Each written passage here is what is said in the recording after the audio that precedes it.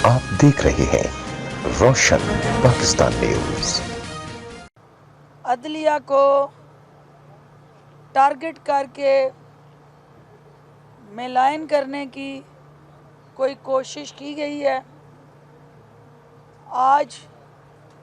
परवरदिगार ने जिस तरह सुरखरू करते हुए हमें मौका दिया है कि वो अदालती अमल जिससे इससे पहले ना मैं कभी गुजरी थी और ना कभी कोर्ट्स में आने का इत्तेफाक हुआ, मैं इस हवाले से भी अल्लाह बुजुर्ग बरतर की शुक्रगुजार हूँ कि उसने मुझे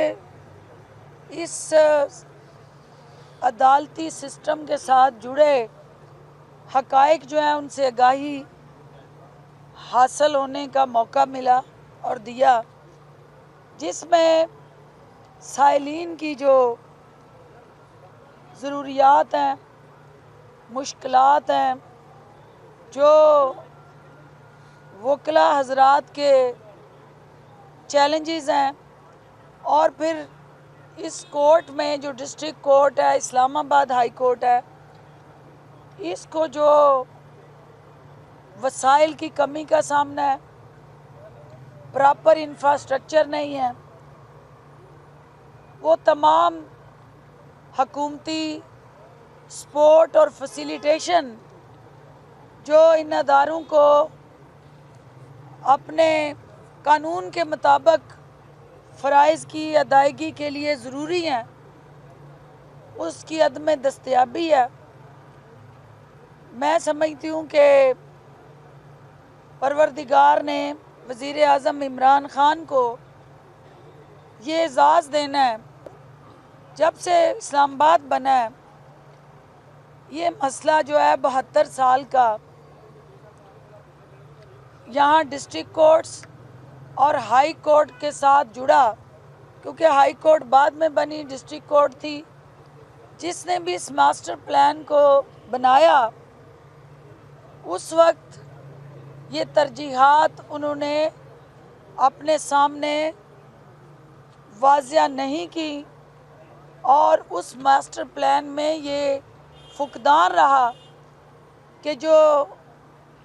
जुडिशल सिस्टम था, जो लीगल प्रायोरिटीज़ थी, और जो बेंच और बार का एक बहुत मौसर मैकेनिज़्म होना चाहिए था, उसकी कमी थी। तो वज़ीर आज़म इमरान ख़ान ने एक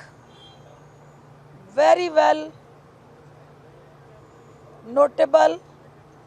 और स्टेक होल्डर्स पे मुश्तमिल जो कमेटी बनाई, उसने बड़ी तेज़ रफ्तारी से अपनी तरजीहात सेट की हैं। मैं इस हवाले से